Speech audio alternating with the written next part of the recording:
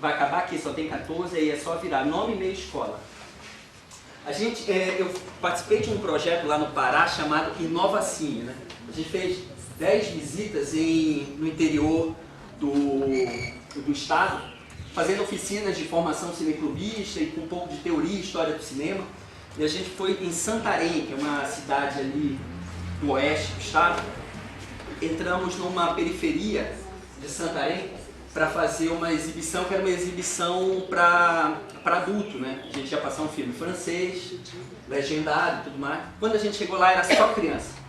Aí a gente teve que mudar o programa, obviamente, né? A maioria das crianças não sabia ler, não tinha ido ao cinema. E aí a gente viu lá nos cases que tinha o Luzes da Cidade do Charlie Chaplin.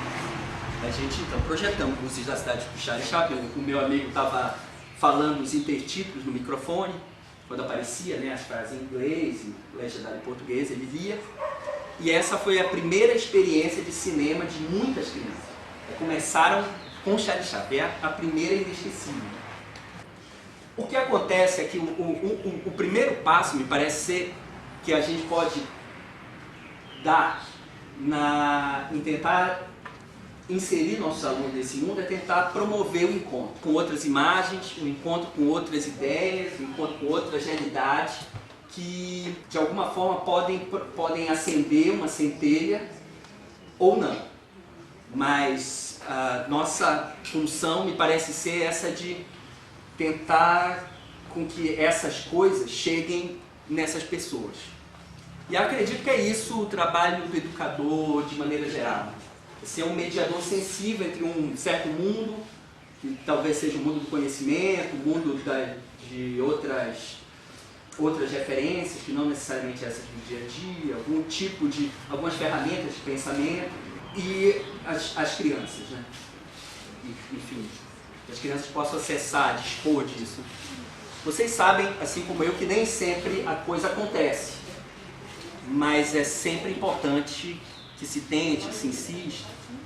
E a ideia de cinema na escola passa para mim muito por isso, pela noção de que existe uma experiência de mundo riquíssima, que tem, enfim, que nos consegue, nos abre diversos campos para o entendimento do mundo, para o entendimento do outro e para o entendimento de si mesmo, de quem se é e quem se foi, a pessoa que queremos ser. A escola pode talvez ajudar, né? Tive uma experiência muito traumática com a escola. A escola para mim foi muito subtrativa na minha formação. Eu era bolsista numa escola particular chamada Centro Educacional 12 de Outubro. E assim, na minha época o bullying era liberado, não tinha nenhum tipo de constrangimento. Eu sofri muito bullying, era um inferno das professoras, das diretoras, dos colegas. Era muito difícil ser pobre numa escola particular ali, que Belém é uma terra muito elitista, no sentido provinciano, sabe? Tem certas famílias reais, tem uma aristocracia meio medieval. E a coisa foi muito difícil, né? E o cinema foi um refúgio nesse sentido.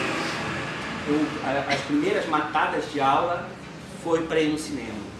E era ótimo, porque tinha um perigo, tinha todo um risco de eu estar de uniforme dentro do cinema, podia ser visto.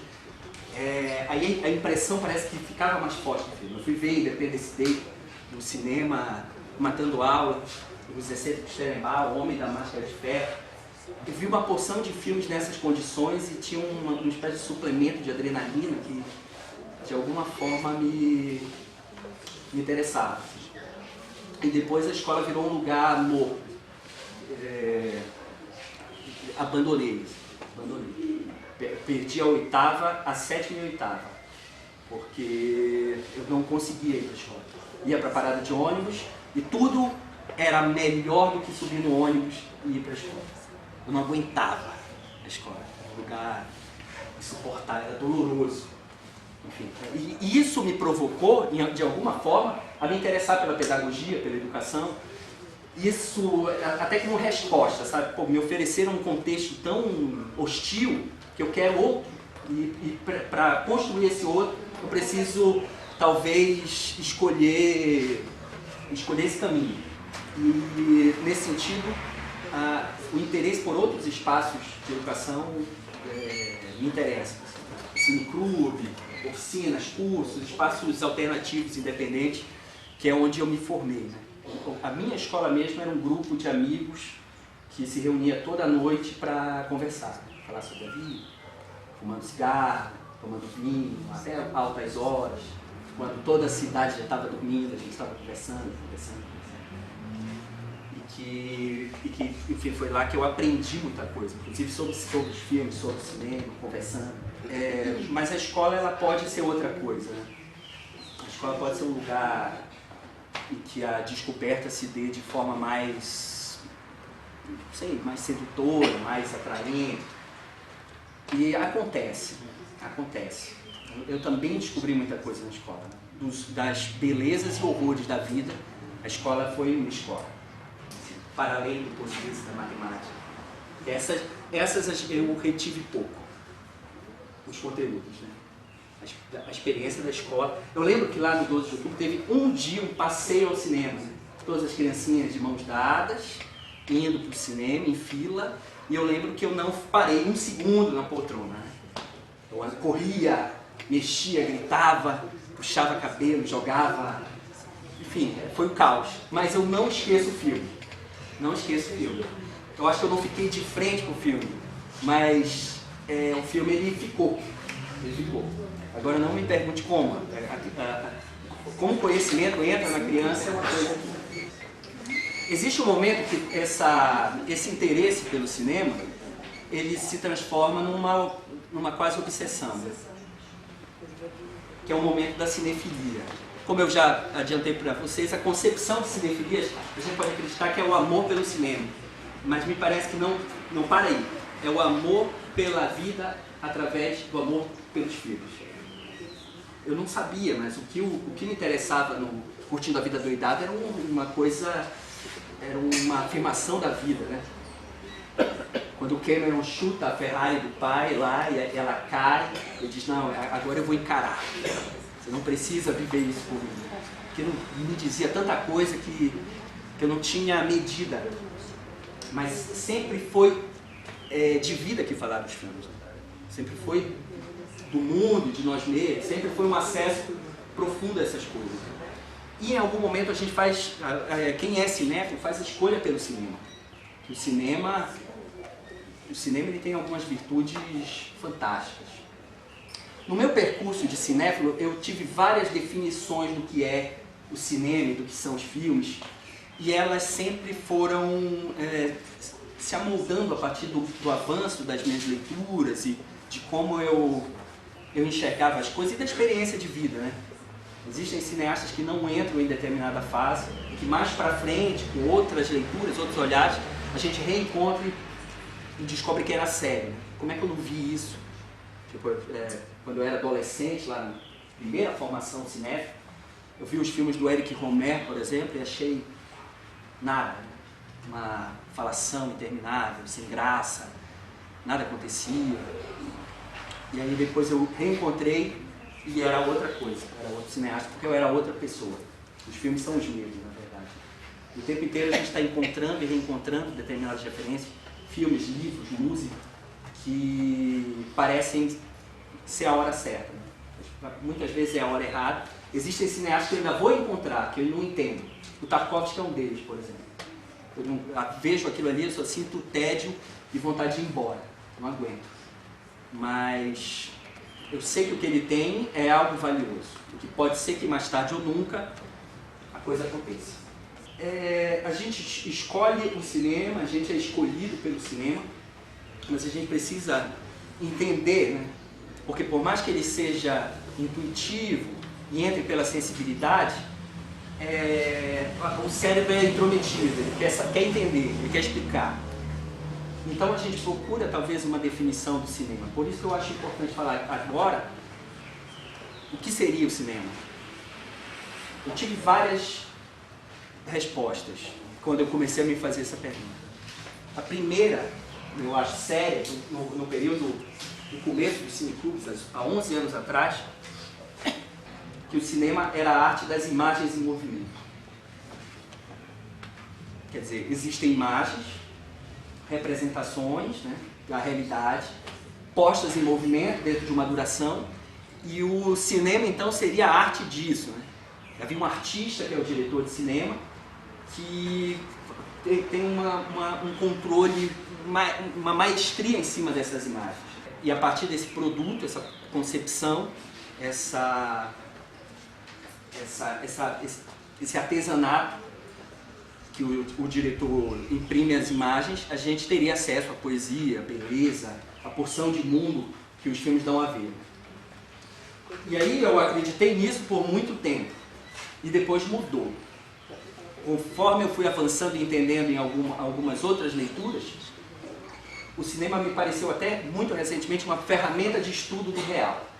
Quer dizer, para o cineasta, para entender determinada realidade, ele utiliza essa ferramenta cinema. Por favor.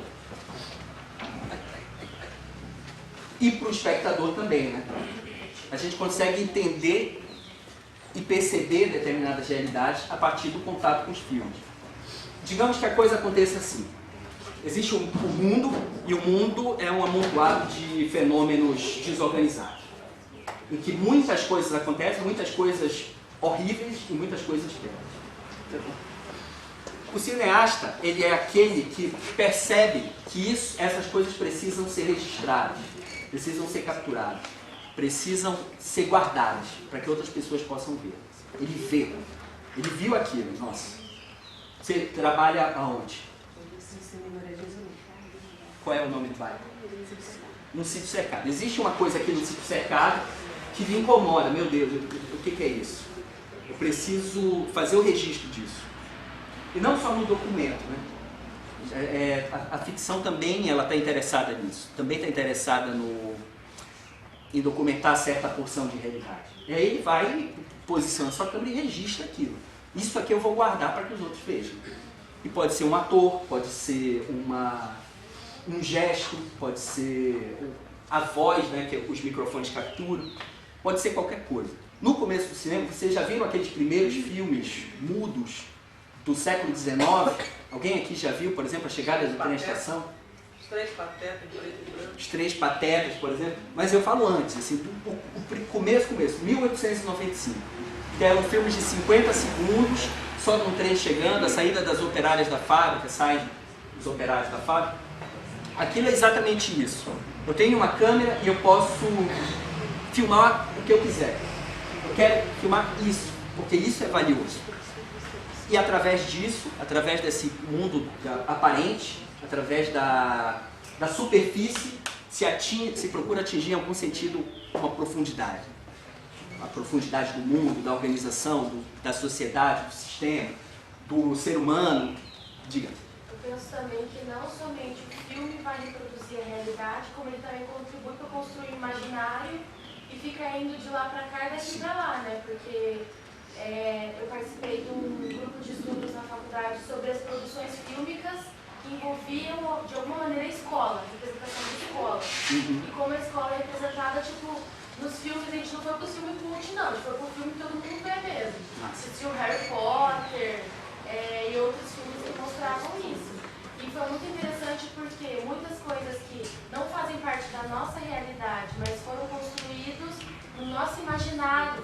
Né? Porque a gente não vivenciou aquilo, mas como a gente vê muito aquilo, você pensar em escola, professor e tal, são coisas interessantes que aí fica reproduzindo, a gente reproduz e depois vai pro filme, depois volta pra gente. Não sei onde começa, né?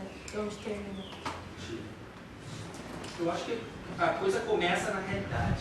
A coisa começa na realidade. Assim,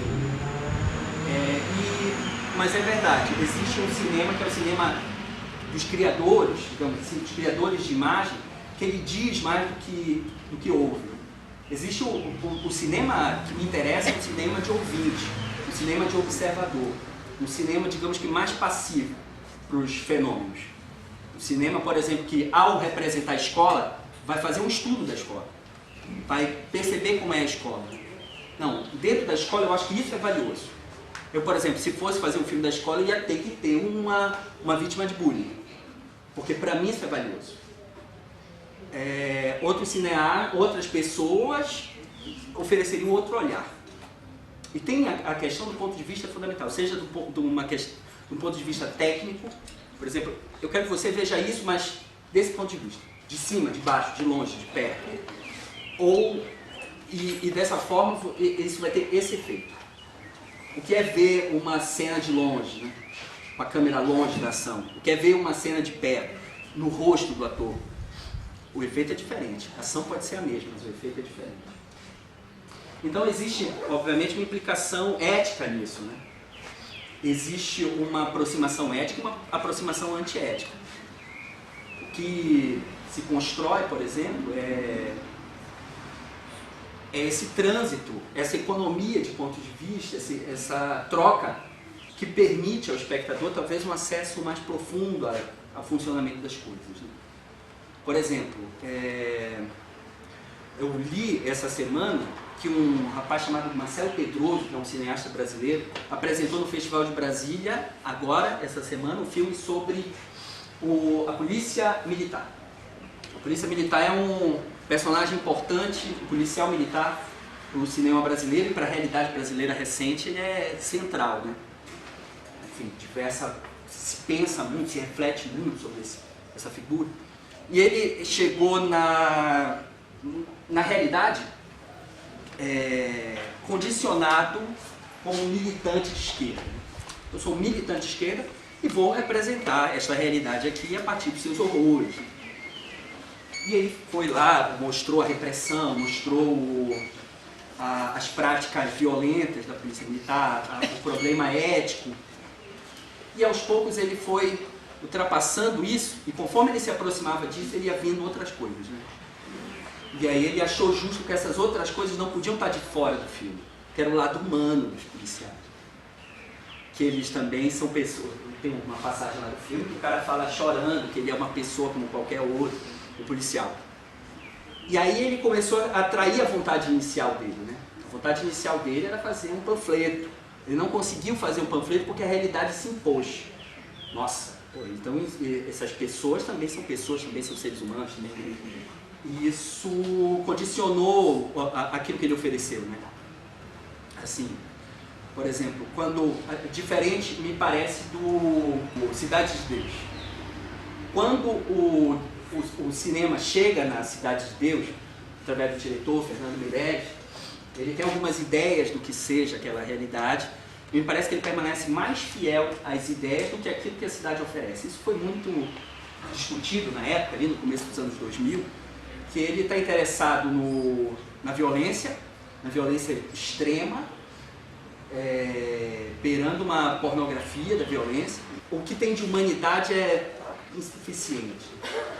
Ele dá uma polvilhada aqui e ali, e isso me parece ser uma relação antiética que o cineasta estabelece com a realidade.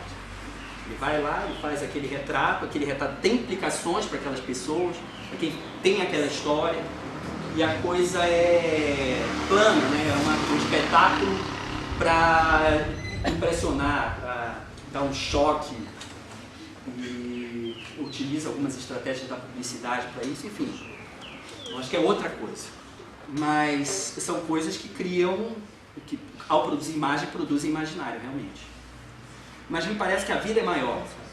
Me parece que a vida é maior. Por exemplo, a minha própria imagem, Curtindo a Vida Doidada, a gente pode pensar nela como um fenômeno cultural, um fenômeno pop, né? Também influenciou pessoas, me influenciou, tinha uma certa atitude, uma certa forma de se colocar no mundo, na vida, a partir da experiência do filme. Mas esse filme vem antes de uma vontade dos jovens, né? Trata-se aqui de um momento nos anos 80 em que o consumismo nos Estados Unidos era uma cultura destrutiva e que se pensava, e que havia um acirramento no conflito entre pais e filhos, né?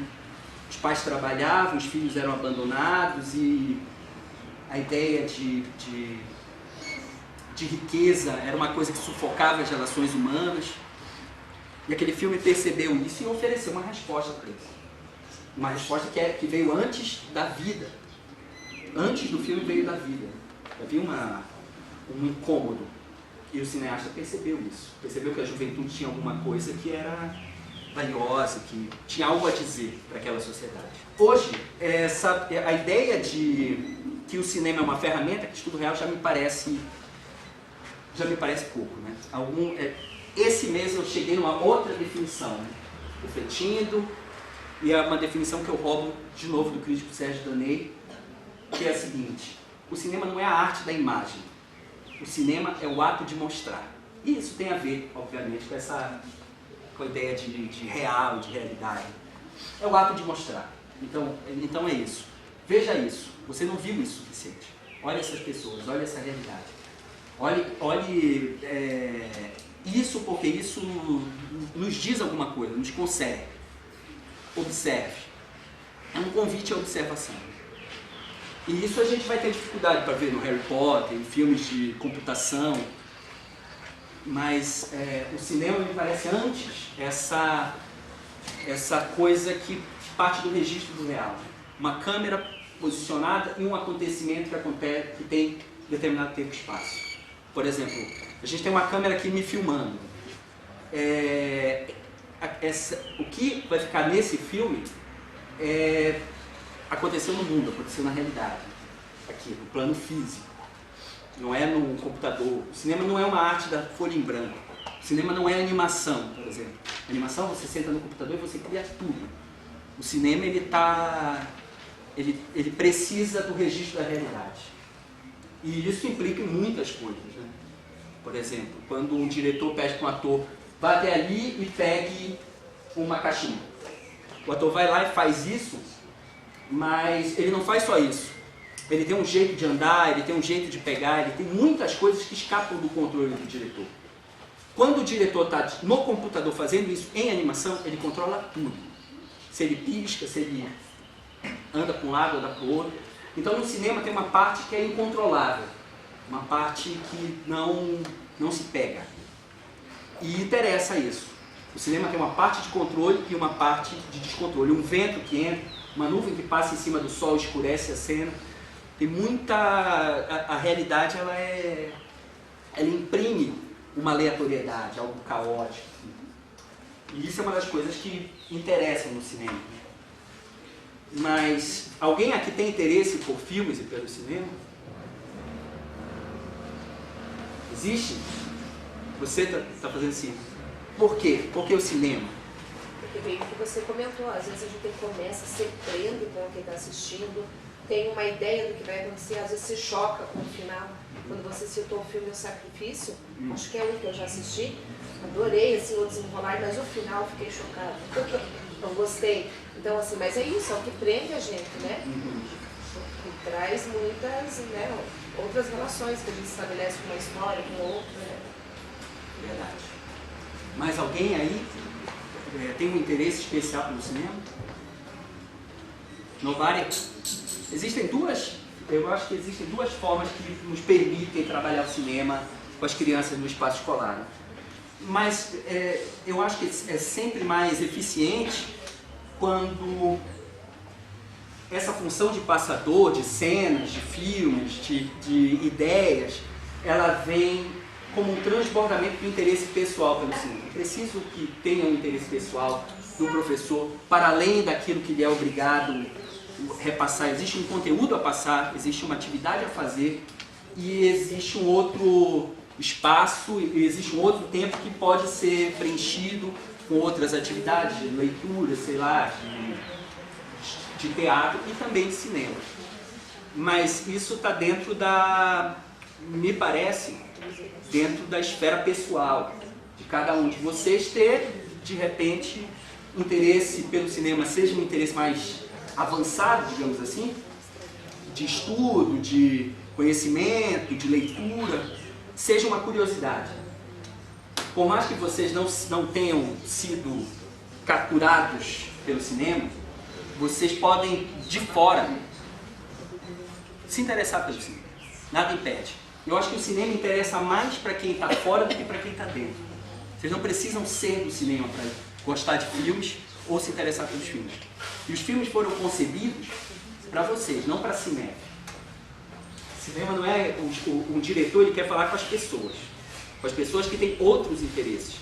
E que o cinema é um interesse menor, está ali, enfim, vamos aos filmes. acontece que esse interesse, para mim, é que precisa ser usado no trabalho com as crianças. É essa vontade, a vontade de aprender. Talvez aprender junto seja bacana. Alguém aqui tem um conceito de cinema? Alguém tem uma noção que gostaria de dizer? Eu dei aqui algumas definições, né? Alguém tem a sua definição? Você. O que é o cinema para você? Pode falar. Cinema, acho que é um local que você vai, principalmente para distrair a cabeça, assistir um filme que você já às vezes tem programado. Sim. Você falou de duas coisas para mim importantes. É o local que você vai. Há muito tempo o cinema já não é mais um local que você vai. Eu tenho um cinema, que é o meu cinema, que hoje é uma Lojas Americanas. Né? Um cinema que eu cresci, chamava Cinema Nazaré, lá em Belém. Eu amava aquele cinema. Tinha um caminho gigantesco para chegar na sala. Era tudo atapetado de vermelho. É um velho palácio de cinema que foi comprado com a passagem do tempo, caiu em desuso, né? As pessoas não se interessavam mais em ir para a sala de cinema, e foi comprado pela Lojas Americanas. O palácio que tem lá foi Igreja Universal, e aos poucos esses espaços vão morrendo. Né? A gente tem um shopping que ainda passa filmes, ainda permite a gente um ritual coletivo, que é uma coisa tão valiosa para o cinema, é um ritual coletivo de ver o filme, respirar com a plateia, rir junto, gritar junto. Mas ele vai se tornando cada vez mais uma coisa pulverizada. Né? A gente vê filmes no DVD, a gente baixa filmes para assistir, a gente aluga, e o cinema continua lá. O cinema como uma experiência de contato com os filmes, não mais a sala, né? O espaço físico, é mais um espaço simbólico. A gente apaga a luz, faz uma pipoca, senta ali na frente da televisão e vai ter um cinema, a experiência do cinema. Agora, eu acredito que tem outra relação que não a da distração no contato com os filmes, né? Porque Eu geralmente vou com a família, né? Visitar as crianças, aproveita, né? Aham. A saída. Sim, sim. É um programa. É um programa mesmo, de família. Sempre vai.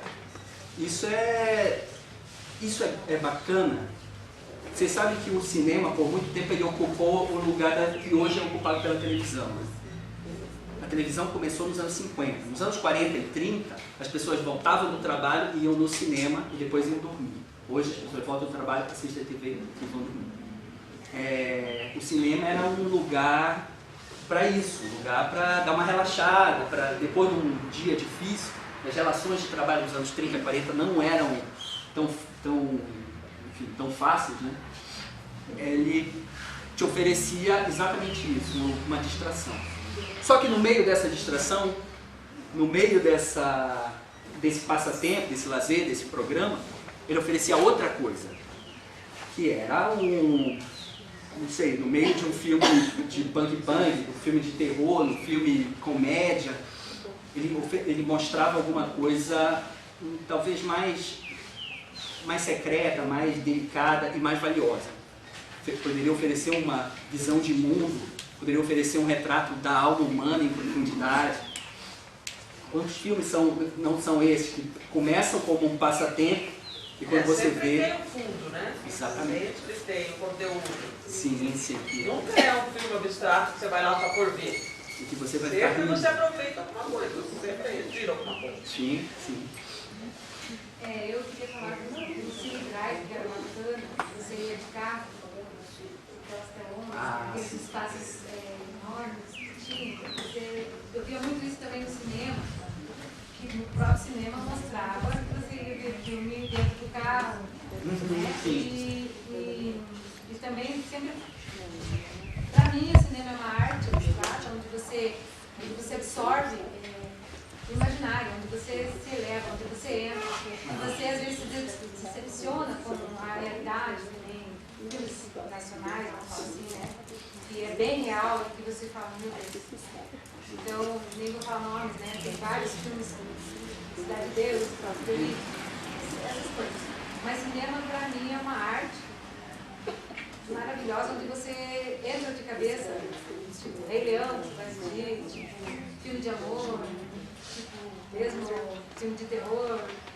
Eu gosto muito do filme Drácula, que eu acho bacana, que é um filme que traz para um outro contexto. Então, para eles, né, hoje eu penso assim, e que nem você falou, assim, a TV tirou muito. Eu em casa tenho Netflix, assim, então eu assisto os filmes, eu adoro filmes lá, que você vê filmes antigos. Então, o cinema para mim é uma arte, é uma coisa que você vê que imaginar, às vezes você traz para a sua realidade.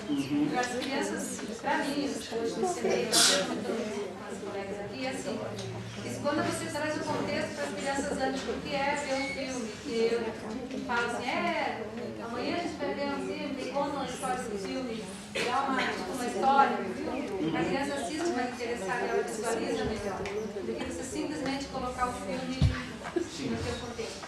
Então, eu estou aqui hoje para aprender mais sobre essa arte. Maravilha. Mas hoje o cinema, hoje a gente vai ter muita dificuldade para ver cinema na sala de cinema, porque o cinema está muito ruim. O cinema comercial não é necessariamente ruim.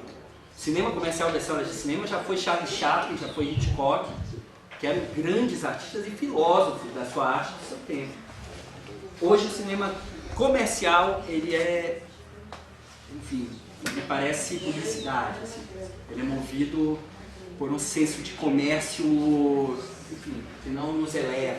E o cinema alternativo, o cult, está tão ruim quanto. É insosso, né? Uma coisa, aquele plano fixo de 10 minutos e que nada acontece, é uma ofensa para o espectador, para a nossa inteligência. Mas você sempre tira alguma coisa. Sempre. Por exemplo, ó, a gente é meio alienada, né? A tua vida qual é? Levanta cedo, pega um ônibus, trabalhar, é o dia inteiro. Você passa 10 horas dentro de uma escola. Você vai para casa para tomar banho, jantar e cama. Você senta na frente da televisão, um exemplo. Você assiste a novela, digamos a novela das 8. A gente é alienada assim porque a gente bota uma viseira na frente da gente. Você vê aquela novela, passando aqueles morros, bandidos para lá para cá. É uma realidade aquilo. Só que para nós, aqui em Curitiba, alguns locais tem, mas não é tanto aquilo. Então você olha aquilo e diz, meu Deus, será que é uma realidade aquilo? Nós estamos longe daquela rocinha, daqueles morros lá que passam na televisão. Então, às vezes, é um confronto. Você bate de frente daquilo. Meu Deus, só como a gente é alienado, porque nós não estamos dentro daquela realidade. Né? Então, é uma forma da gente observar e ver as coisas que estão acontecendo lá fora, em Rio de Janeiro, São Paulo. Né? E nós aqui, graças a Deus, temos sim, mas não é naquele nível. Né? Então, às vezes, é uma porta aberta para você ver as coisas, né, que está acontecendo. É uma porta para o mundo. É uma porta para o mundo, claro. Certamente. E é isso que me interessa. Eu vou ao cinema e vejo filme comercial, filme, é uma expressão meio feia, filme merda. Eu vou lá e vejo, me interessa, eu gosto, assim, me distraio, é justamente isso. Vou com a família e tenho um prazer. O prazer que é um prazer meio, enfim, um prazer talvez pobre, né? Mas que me consegue, que me fala muita coisa. Mas o que me interessa no cinema, se o cinema fosse só isso, eu não teria me interessado. Mas o que me capturou no cinema não é me esquecer da realidade, me esquecer de quem eu sou, me esquecer. Pelo contrário, é me lembrar. Eu vou ao cinema para me lembrar que mundo é esse, que realidade é essa e quem eu sou. Porque os filmes falam coisas sobre nós, né? Coisas que a gente acredita, coisas que a gente pensa e que, enfim, de tantas formas nos reapresentam a nós mesmos. Tem um filme de 93, um filme policial, conta a história de um gangster em Nova York que volta para o bairro onde ele morava e reencontra a família dele, chamada Fuga para o Desse, o James Gray. Tem uma passagem lá que o ator senta e conversa com a mãe passa a mão no rosto dele, aquilo não diz nada da minha vida, mas aquilo diz tanto da minha vida, da minha relação com a minha mãe, de como é ficar longe dela, de quão forte é o reencontro. É um gesto que ela faz, ela passa a mão na sobrancelha dele. Isso é primitivo. Isso faz com que a gente volte para quando a gente era criança e deitava na cama da nossa mãe, conversava com ela e ela nos acarinhava. Tem uma coisa universal dentro daquela história específica que é uma história de bandidos em Nova York. Uma coisa que fala da gente e nos mostra quem nós somos. É um gesto, uma passagem, uma cena, uma sequência. Às vezes o filme não vale nada, né? Mas tem uma cena que você é tocado. E isso é uma coisa bacana, porque a gente pode levar essa cena para as crianças.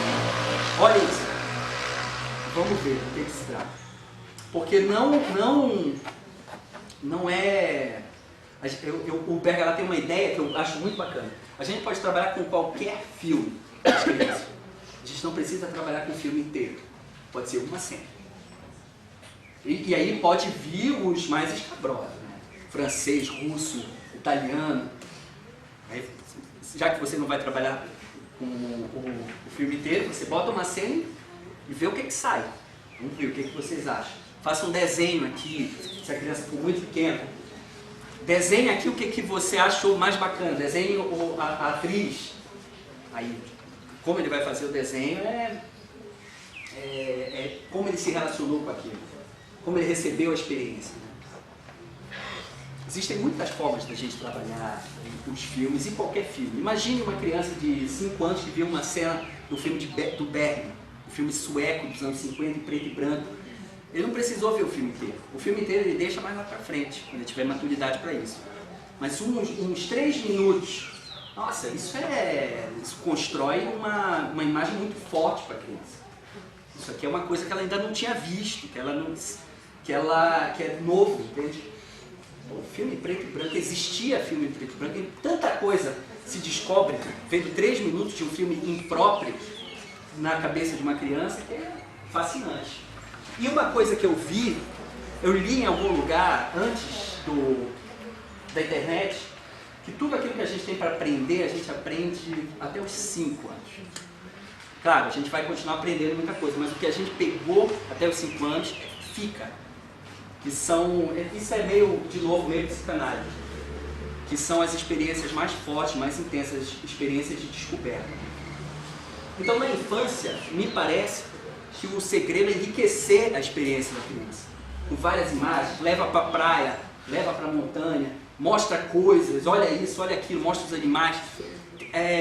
A experiência da criança tem que ser rica na infância, porque ela constrói um imaginário mais forte, constrói um imaginário mais rico, pode ter uma experiência de vida mais rica. E mostrar algumas imagens permite isso. Se não fossem as imagens estranhas que eu vi quando eu era criança, que eu não entendia nada, grande parte da minha curiosidade não tinha esse investimento. Muitas crianças têm experiências muito restritas, né? Em virtude das condições familiares, econômicas, e que a escola pode ser uma porta aberta para o mundo, uma porta aberta para o mundo da arte, de representações mais ricas, mais sedutoras, mais fascinantes. Digamos que uma criança nunca foi, sei lá, talvez vocês tenham alunos que nunca tenham ido no mar, ver o mar. Existe uma forma de você permitir, por mais que a estrutura não lhe permita, mas mostra uma cena, uma filmagem do mar, olha o mar, olha como ele é, enfim. Nós levamos as crianças nossas um ano para a praia, uns anos atrás, né? Agora a gente não leva mais.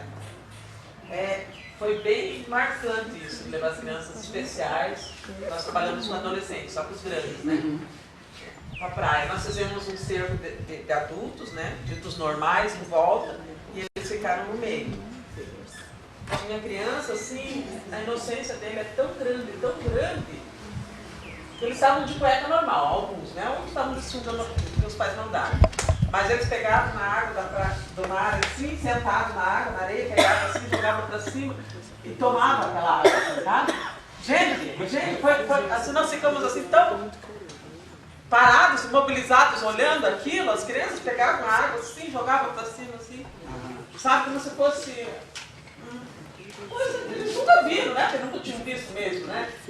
Mas foi muito, assim, muito marcante pra gente, sabe? A primeira vez que a gente levou eles pra praia, foi muito, muito marcante. E eles não queriam sair dali.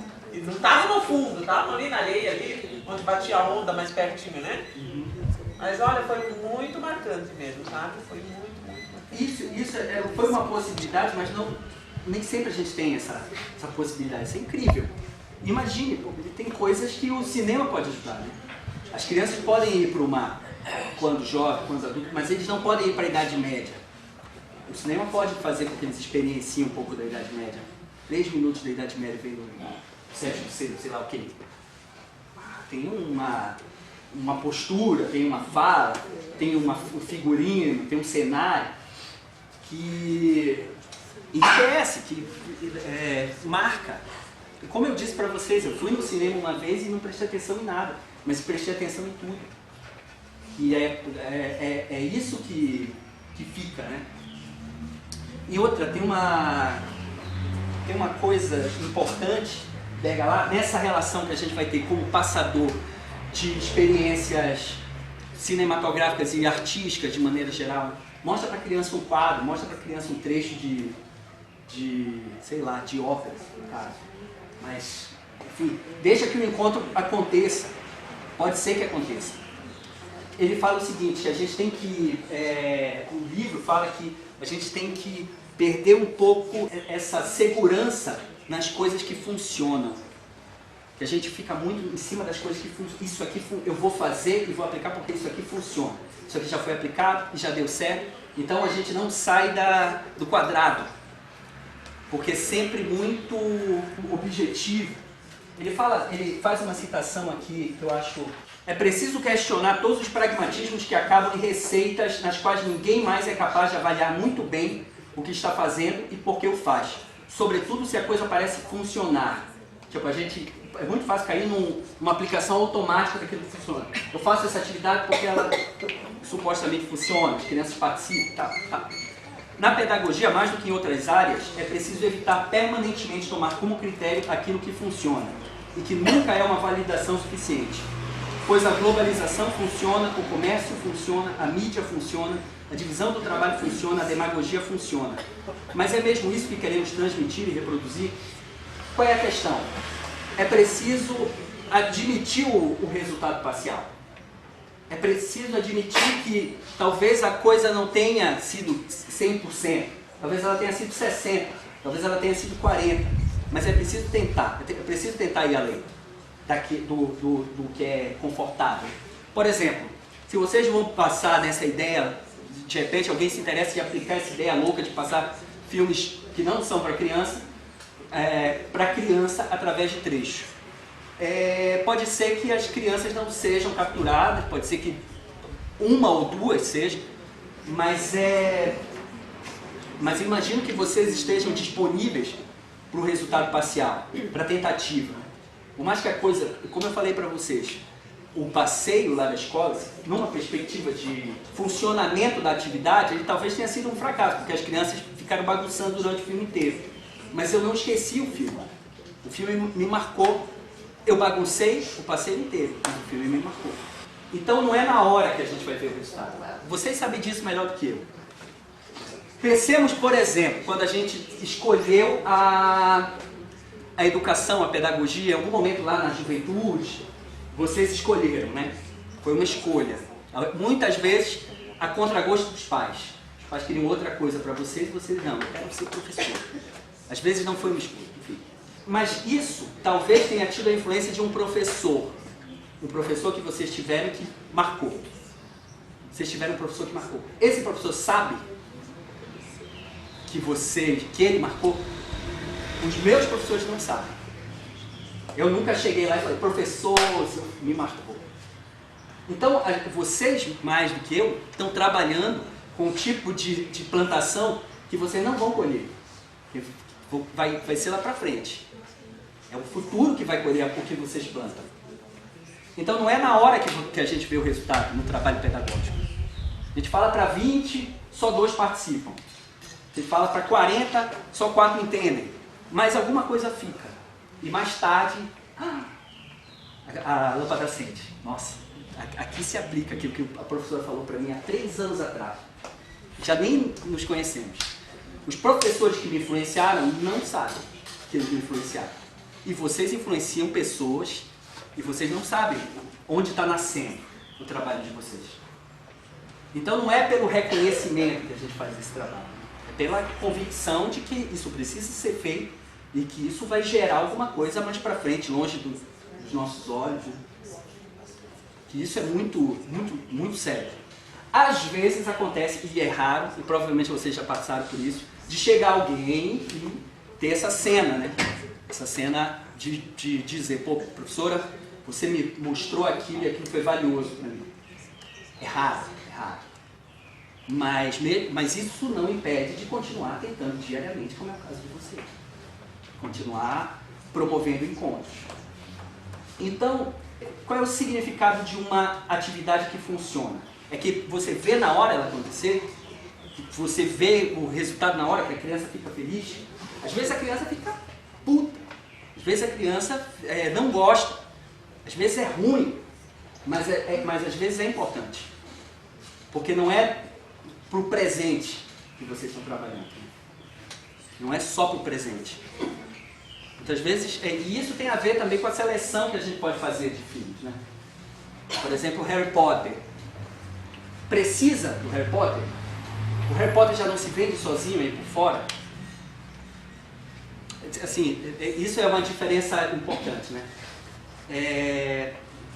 A noção de que a gente pode começar com aquilo que faz parte do universo, para depois o universo das crianças, no caso, para depois ir experimentando outras coisas, e uma espécie de evolução, de afastamento, dificuldade e tudo mais.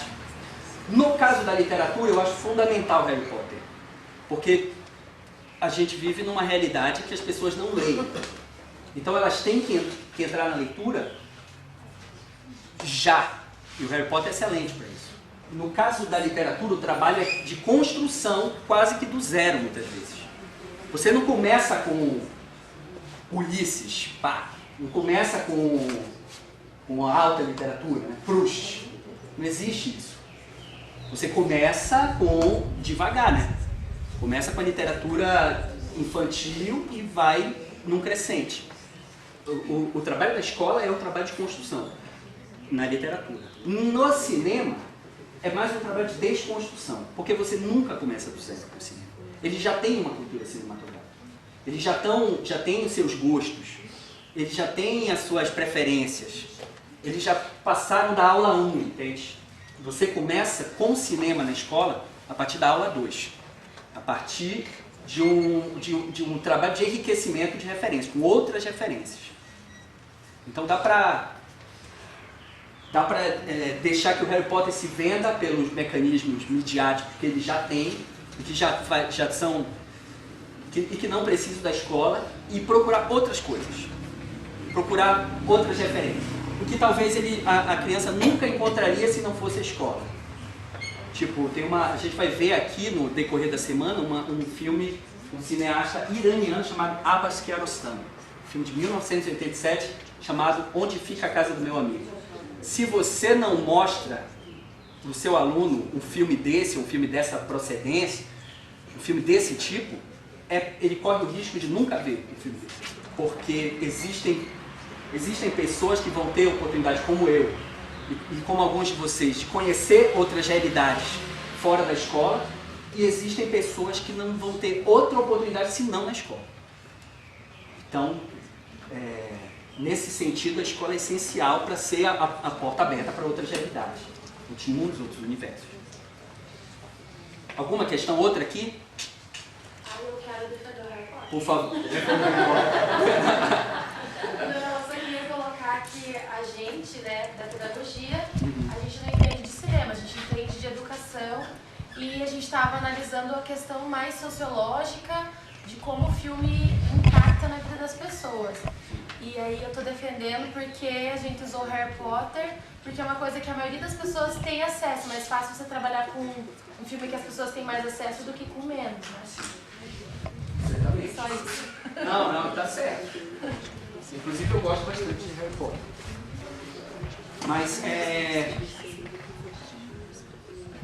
Mas nesse sentido, na ideia que eu estou tentando transmitir aqui, a gente não precisa do Harry Potter. Sim. Você entende, né? A gente precisa de outras coisas. Outras vozes, né? Outras experiências, outros olhares. O mundo é muito grande.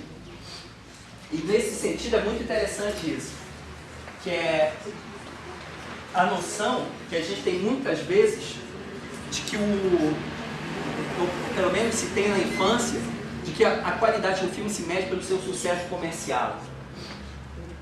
Vocês sabem que existe, por mais que vocês não acessem, um outro cinema, que é um cinema que não é este cinema que vai aos shoppings e tem efeitos especiais. Existem outros cinemas. A medida do sucesso comercial, ela é amparada, à medida que associa a qualidade de um filme ao seu sucesso comercial, é amparada por uma máquina que é uma máquina midiática, né? E que tem uma força e um poder destrutivos. É um rolo compressor que passa por cima das subjetividades, que passa por cima das individualidades, que trabalha pela uniformização. Existem filmes, por exemplo, que são obrigatórios entre as crianças. Você não viu isso? Você não viu X, sei lá o quê? Velozes e Furiosos 8. Tem uma certa intimidação, entende? Que tem a ver com o consumo e as crianças são presas muito fácil dessa publicidade. Existe determinado consumo que lhe qualifica para pertencer a determinado grupo. Isso nos adultos também, enfim. Existe, por exemplo, há quem tome o cinema e a sua história como os entendedores de vinhos e salgadinhos, que tem uma certa finesse, que é, na verdade, uma vulgaridade mascarada, e que só fazem afastar mais o cinema das pessoas, que é onde o cinema precisa estar.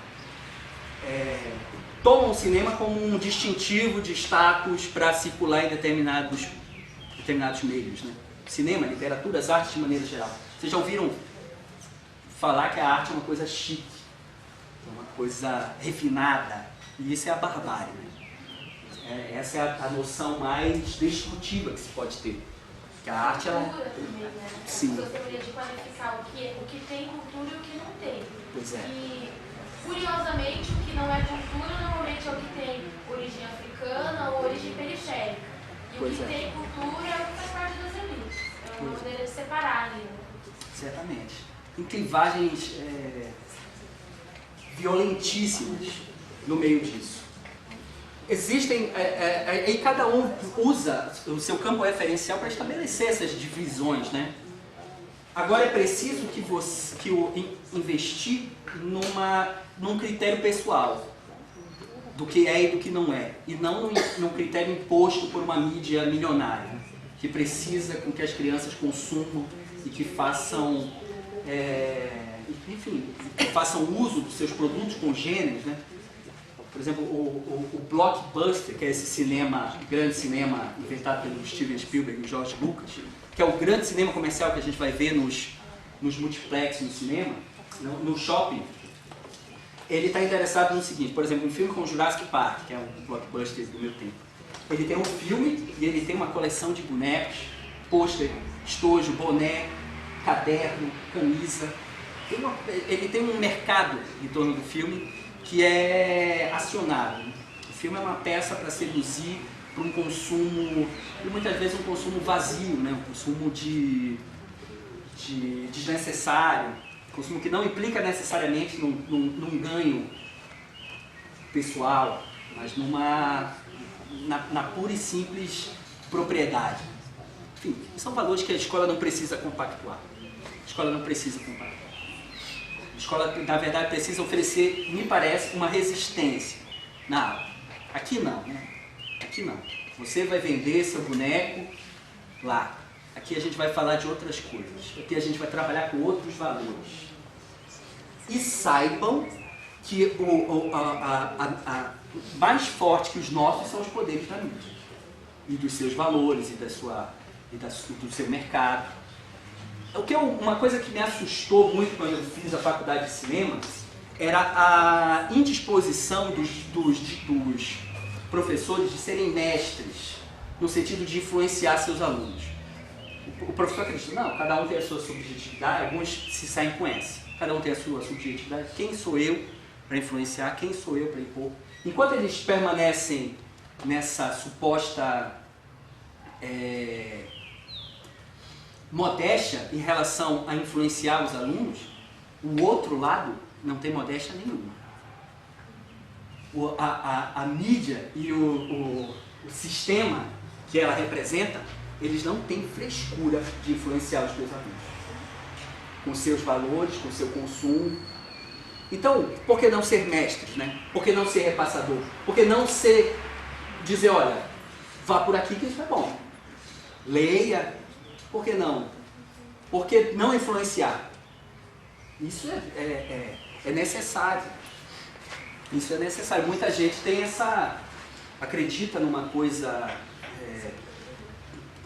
e porque funciona também. Às vezes uma provocação do professor fica. E depois você vai ver as consequências disso. Quando eu era adolescente, eu era fácil... Isso eu não esqueço. Era obcecado por CD, né? Sou do tempo do CD, e eu tinha CDs, eu comprava CDs, e tinha uma coleção de CDs, e amava meus CDs.